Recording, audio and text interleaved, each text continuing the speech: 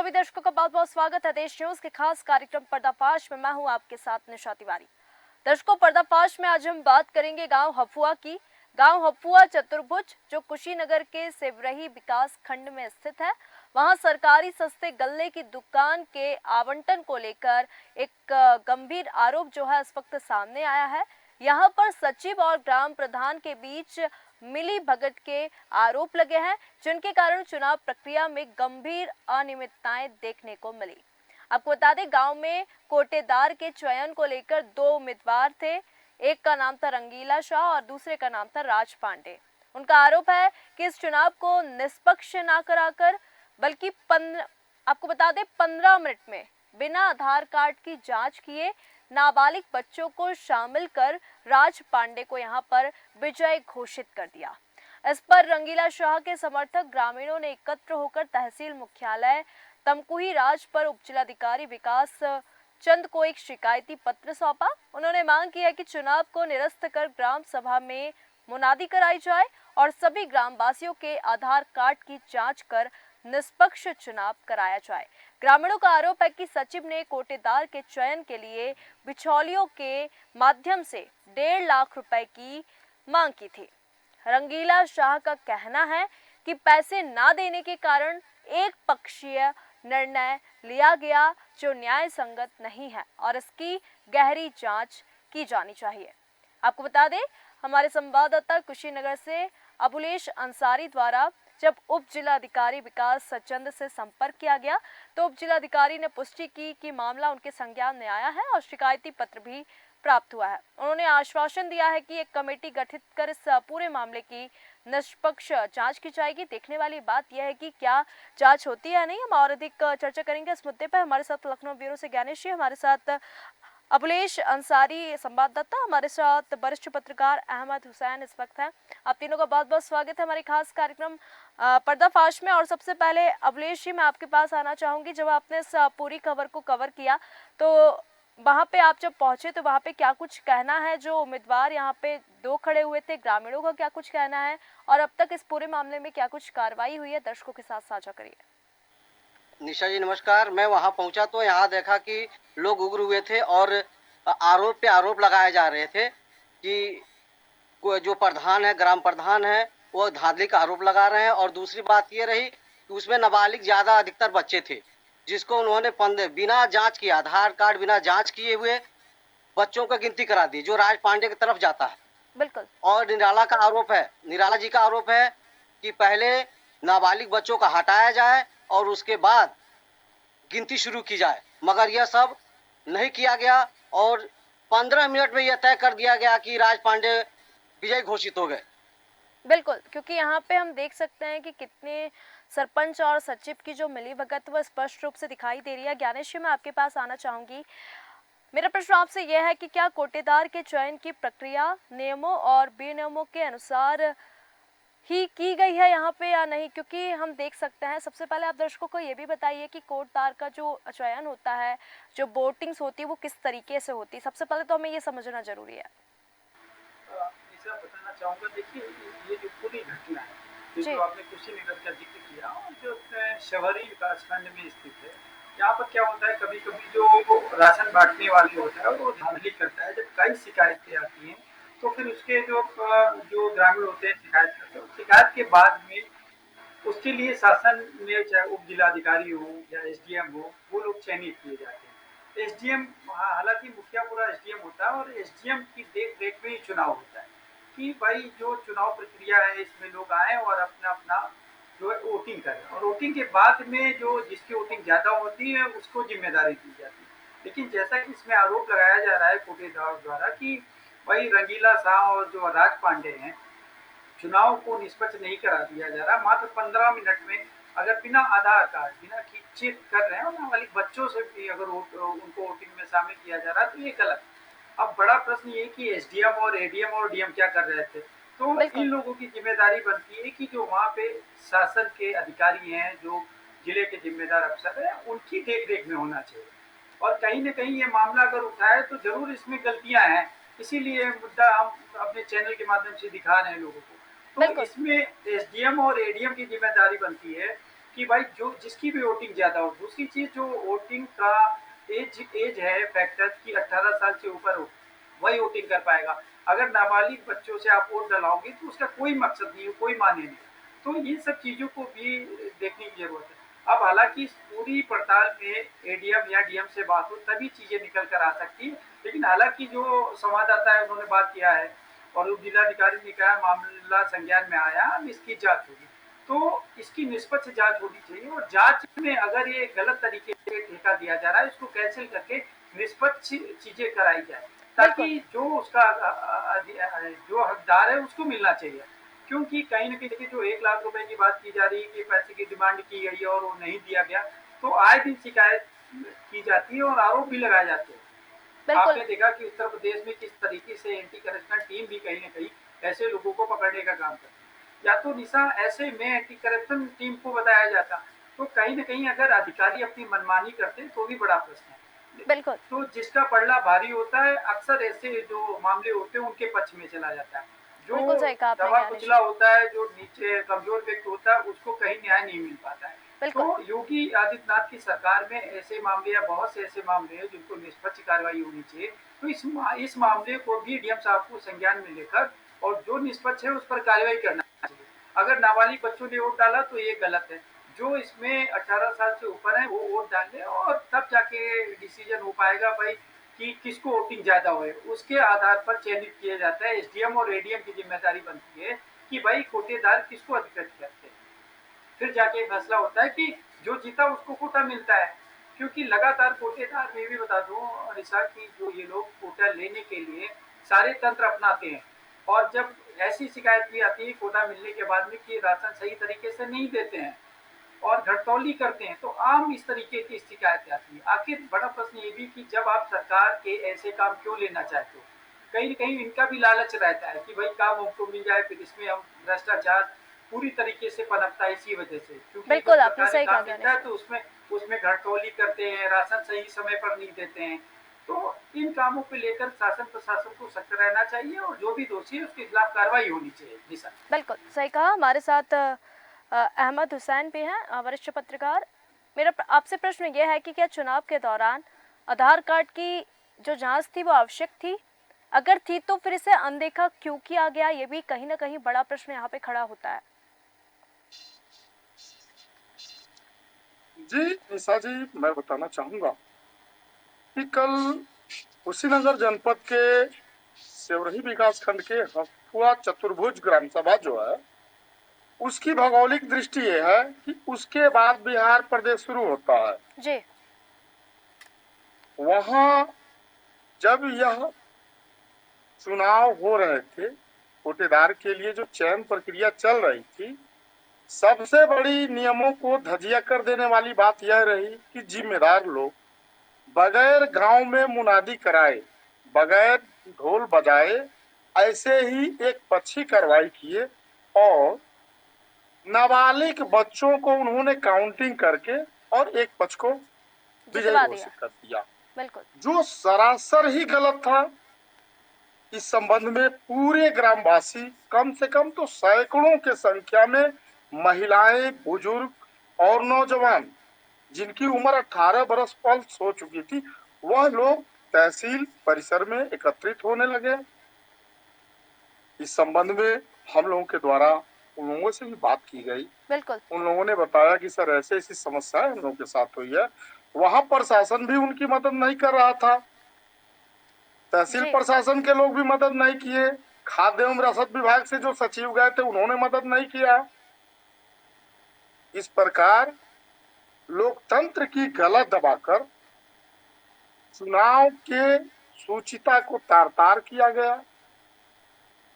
और एक पक्षी कार्रवाई करते एक व्यक्ति को जीत का प्रमाण पत्र, मान के चलिए जीत का प्रमाण पत्र ही सही, क्योंकि कोटदारों को तो प्रमाण पत्र नहीं मिलते हैं, बिल्कुल। लेकिन जीत का प्रमाण दे दिया गया। बिल्कुल। और यहाँ पे जैसे कि कहा कि एक जब पैसों की डिमांड की गई तो एक पक्ष जो है वो जीत चुका। मैं फिर से अवलेश जी आपके पास आना चाहूंगी। अभी हम देख रहे हैं कि इस पे सचिव और ग्राम प्रधान के मिली भगत के आरोप लगाए जा रहे हैं। तो आपको क्या लगता है कि सचिव और ग्राम प्रधान के बीच मिली भगत के आरोप आखिरकार कितने सच्चे हैं? जी मैम, ये भी यह प्रश्न आरोप जी, क्योंकि ये भी प्रश्न मैं उठता है कि क्या ऑडियो भी सचिव आपको ने भेज चुका हूँ। हाँ इस संबंध में जब ग्राम प्रधान से बात हुआ तो उन्होंने स्पष्ट कहा है कि यह गलत हुआ है। मैं जिसका ऑडियो आपको वहाँ भेज चुका हूँ। जी, तो क्या आपको वाकई में लगता है कि सचिव ने बिचौलियों के माध्यम से पैसे की डिमांड की थी? जी बिल्कुल मैम, बिल्कुल बिल्कुल। क्योंकि यहाँ पे सचिव और ग्राम प्रधान के बीच किसी भी प्रकार की मिलीभगत की जैसे कि जांच की गई तो अभी तक कुछ पता चला? अब जी जी जी जी अभिलेष जी, हमारे साथ समाज सेवी भी हैं तारकेश्वर शाही। आपका बहुत बहुत स्वागत है हमारे खास कार्यक्रम पर्दाफाश में। हम ये पूरा मामला देख रहे हैं जो किस तरीके से 15 मिनट के भीतर चुनाव संपन्न करा दिया गया। कोटद्वार का जो चुनाव होना था और सरपंच और सचिव की यहाँ पे मिलीभगत की बातें जो है सामने आ रही है। 1 लाख से अधिक रुपयों की यहाँ पे पैसे की डिमांड की गई है। तो क्या 15 मिनट के भीतर चुनाव संपन्न कराना यहाँ पर उचित था? आपको क्या लगता है इस पूरे मामले को देखकर? नहीं नहीं, कहीं कोई। जी हेलो। हाँ जी कहिए। जी, ये तो उचित था ही नहीं। पहले तो पूरे ग्राम सभा के लोगों को इकट्ठा कर लेना चाहिए था और उसके बाद से जो है सबका आईडी प्रूफ देखना चाहिए था और आईडी प्रूफ के हिसाब से सबको जो है किसको किसको वोटिंग करना है उसके लाइन में खड़ा करना चाहिए था बिल्कुल। और उस हिसाब से वोटिंग हुआ रहता तो यह नौबत नहीं आती। अब बगैर आईडी का जिनका एज नहीं था, छोटे बच्चे थे, उनको भी लाइन में खड़ा कर दिया गया और जिसको चाहा उसको उन्होंने अपने मन चाहे मन से जितवा दिया। 15 मिनट में ही सारे लोगों को इकट्ठा कर लिया और 15 मिनट में ही सारा रिजल्ट भी सुना दिया। ये तो घोर अन्याय हुआ है, ये तो सरासर गलत है। और इसमें जो है सीधा आरोप ग्राम सचिव को लग रहा है कि ग्राम सचिव ने जो है रविशंकर जायसवाल ने ऐसा करवाया है, जबकि इस चुनाव में वीडियो को भी आना था। जब वीडियो नहीं आए तो इनको जो है चुनाव कराना ही नहीं चाहिए था। बिल्कुल। यदि ये अपने बल पर चुनाव कराए हैं तो कहीं न कहीं इनका मिली भगत है, जिसके पक्ष में इन्होंने मिली वोट भगत तो करवाया। हमें स्पष्ट रूप से देखने को मिल रही है। मेरा आपसे प्रश्न ये भी है कि नाबालिग बच्चों को शामिल करने के जो आरोप लग रहे हैं ये कितने सही हैं और इसका चुनाव पर क्या प्रभाव पड़ा? क्या नाबालिग बच्चों को शामिल करना किस हद तक सही था इस पूरे मामले में? नाबालिग बच्चों को शामिल करना सही था ही नहीं, ये तो सरासर गलत है। फिर भी शामिल किया गया तो क्यों किया गया? क्या कारण हो सकता है? शामिल करने का एक ही कारण हो सकता है कि जिस पक्ष को उन्होंने जिताना चाहा उसको जिता दिया, उनके पक्ष में जो है उनको लाइन में खड़ा करा दिया और उनकी जो है वोटिंग की गिनती करवा दी। बिल्कुल। अब यहाँ पे देखने वाली बात यह है कि चुनाव को निरस्त कराने की जो मांग ग्रामीणों द्वारा की जा रही है, तो आपको क्या लगता है कि वाकई में इसमें कुछ कार्रवाई होगी या फिर ये जो उम्मीदवार जिनको चयनित किया गया है वही कोटद्वार होंगे? कार्रवाई तो होनी चाहिए, कार्रवाई में तो कहीं कोताही नहीं होनी चाहिए। इसकी जांच होनी चाहिए और एक कमेटी बनाकर जांच होनी चाहिए और एक अलग से कमेटी गठित करके इसका जो है पुनः चुनाव कराना चाहिए। बिल्कुल जी, बिल्कुल। हम देख सकते हैं कि हम ये जो पूरा मामला दर्शकों हम देख रहे हैं गांव हफुआ चतुर्भुज का है, जो कुशीनगर के सिवरही विकास खंड में स्थित है, जहां पर सरकारी सस्ते गल्ले की दुकान के आवंटन को लेकर इस वक्त जो है गंभीर आरोप सामने आए हैं। किस तरीके से सचिव और ग्राम प्रधान के बीच जो मिलीभगत थी उसके भी लगातार आरोप ग्रामीणों द्वारा लगाए जा रहे हैं, जिनके कारण चुनाव प्रक्रिया में हमको गंभीर अनियमितताएं देखने को मिल रही है। क्योंकि गांव में कोटद्वार के चयन को लेकर 2 उम्मीदवारों को यहां पे खड़ा किया गया था। पहले का नाम था रंगीला शाह और दूसरे का नाम था राज पांडे। इसमें आरोप ये निकलकर सामने आ रहा है कि मात्र 15 मिनट में बिना किसी आइडेंटिफिकेशन आधार कार्ड की जांच किए बिना ही नाबालिग बच्चों को शामिल करके और राज पांडे को यहां पर विजय घोषित। चर्चा को बढ़ाते हैं और हम देख सकते हैं कि किस तरीके से यहां पे सरपंच और सचिव ने सारी हदें पार कर दी है, किस तरीके से पैसों की डिमांड की गई और कोर्ट द्वार मतलब 15 मिनट में चुनाव संपन्न करा दिया गया। ना ही आधार कार्ड की जांच पड़ताल की गई, नाबालिगों को इसमें शामिल किया गया। ज्ञानेश जी, आप इस पूरे मामले को लेकर और क्या कुछ कहना चाहेंगे? आपको क्या लगता है कि इस मामले में कुछ कार्रवाई होगी या नहीं?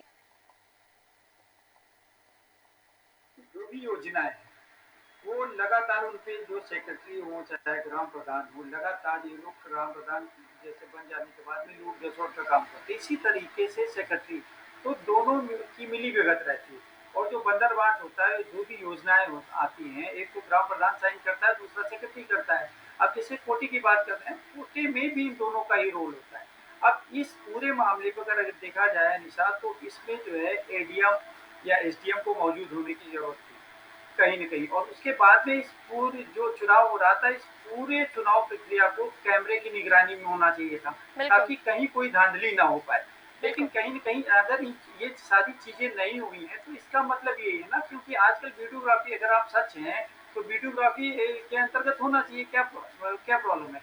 लेकिन कहीं न कहीं अगर आपके मन में चोर है, तभी तो सारी ये चीजें आपने नहीं की हैं। और छोटे छोटे बच्चों को भी आपने अगर उसमें चुना है, तो कहीं न कहीं आपके मन में ऐसा कारनामा करने का था, गलत काम करने का अंदेशा था। तो ऐसे लोगों के खिलाफ तो इसको कैंसिल करके और नए तरीके से पुनः चुनाव होने की जरूरत है। इसमें सबसे बड़ा प्रश्न है जो एडीएम और एसडीएम, इनका रोल होता है। एसडीएम चाहे तो इसको फिर कैंसिल करके और पुनः चुनाव करा सकता है, लेकिन कहीं न कहीं अगर वो अनदेखी करता है तो पूरी जानकारी सचिव, क्योंकि ये भी अधिकारी होता है गांव का, और ये भी कहीं न कहीं एसडीएम जिम्मेदार अफसर होता है, तो इन सब लोगों की मिली भगत की वजह से भी सुनवाई नहीं होती है। तो कहीं न कहीं ऐसे मामलों में अगर कोई अलग जिले का अफसर हो, इसमें संलिप्त हो, तो ज्यादा अच्छा है। उसकी देखरेख में अगर चुनाव हो तो निष्पक्ष हो सकता है। लेकिन चूंकि वही जिला होता है, वही के अफसर होते हैं, और कोई ना कोई पैसे के लालच में अधिकारियों को भी जोड़ लेता है, जिसकी वजह से निष्पक्ष नहीं हो पाता। और हम अपने देश न्यूज चैनल के माध्यम से लगातार ऐसी घटनाओं को उजागर करते हैं। अब आप सोचिए कि 15-20 मिनट भी कौन सा चुनाव होता है। भाई एक आदमी को 2-4-5 मिनट तो लगेगा, तो कितने लोगों ने वोटिंग की है। और ये पूरा मामला अगर हमने उजागर किया है हम अपने चैनल के माध्यम से, तो कहीं न कहीं ये मामला गलत है। इसमें निष्पक्ष कार्यवाही जांच होनी चाहिए, और जो भी दोषी हो उसको इसमें दोबारा इसको लड़ने के लिए इसको बुलाना भी नहीं चाहिए, इसको कैंसिल करके किसी नए आदमी को चुनना चाहिए। क्योंकि जो भ्रष्टाचारी है वो ये चाहता है कि सरकारी योजनाओं का लाभ जनता को ना मिलकर काम उसको मिल जाए, उसके बाद पूरा भ्रष्टाचार वो इसमें करता रहता है। आए दिन शिकायतें निशा। बिल्कुल ज्ञानेश जी, आपने सही कहा, क्योंकि यहाँ पे ग्रामीणों का आरोप यह है कि सचिव ने कोटेदार के चयन के लिए अपने बिचौलियों के माध्यम से 1.5 लाख रुपए की डिमांड की। तो यहाँ पे ये देखने को मिलता है कि रंगीला शाह ने पैसे नहीं दिए, इस कारण से क्या एक पक्षीय निर्णय लिया गया, इस कारण से क्या 15 मिनट में चुनाव संपन्न करा दिया गया, इस कारण से क्या नाबालिग बच्चों को शामिल किया गया? अहमद हुसैन जी। देखिए, कुशीनगर जिले में खास तौर पे खाद्य एवं रसद विभाग हमेशा से भ्रष्टाचार के चाशनी में लिपटा ही रहा है, और आए दिन खाद्य एवं रसद विभाग के अधिकारी कर्मचारी शिकंजों में भ्रष्टाचार के जाल में फंसते रहे हैं। यह कोई नया मामला नहीं है। इसके पहले भी हम लोग के संज्ञान में कई ऐसे मामले हैं जहां मोटी रकम की लेन देन कर किसी कोटेदार को हटाया जाता है, तो फिर मोटी रकम की लेन देन करके किसी नए कोटेदार की चयन की जाती है। इसमें कहीं से दो राय नहीं है। अब रही बात पारदर्शिता की, सरकार के लाख दावों को साकार करने के लिए उनके मातहत जो स्थानीय स्तरों पे बैठे हैं कर्मचारी बैठे हैं, वह रोज के रोज कानून की धज्जियां उड़ा रहे हैं। 15 मिनट में पूरे भारत में पहला मामला होगा जहां 15 मिनट के अंदर सस्ते गल्ले की दुकान की आवंटन के लिए 15 मिनट का समय लिया गया हो, और उस 15 मिनट में उन नाबालिग बच्चों से वोटिंग कराई गई हो, उनको गिनती में लाया गया हो। यह कानून की धज्जियां उड़ाने वाली बात है। बिल्कुल। इस तरह के कर्मचारियों के द्वारा सरकार के ऊपर उंगली उठाने का मौका दिया जाता है। बिल्कुल बिल्कुल, आपने सही कहा जी। बहुत बहुत धन्यवाद आपका हमारे साथ जुड़ने के लिए अहमद हुसैन जी। ज्ञानेश जी, आपका भी बहुत बहुत धन्यवाद इस पूरे मामले में चर्चा करने के लिए। तो दर्शकों, आप देख सकते हैं कि कोटेदार चयन में धांधली के जो आरोप है इस वक्त सामने आए हैं। हालांकि उप जिलाधिकारी से निष्पक्ष जांच की मांग की गई है। देखने वाली बात यह है कि इस पे क्या कुछ कार्रवाई होती है, क्योंकि यहाँ पे सचिव और ग्राम प्रधान पर मिलीभगत का आरोप लगा है, क्योंकि चुनाव प्रक्रिया में गंभीर अनियमितताएं जो हैं उजागर हुई है, क्योंकि यहाँ पे बिना जांच के चुनाव करवा दिया गया है। तमाम बड़े बड़े प्रश्न इस वक्त खड़े हो रहे हैं। आज के इस खास कार्यक्रम पर्दाफाश में फिलहाल इतना ही। बने रहिए देश न्यूज के साथ। नमस्कार।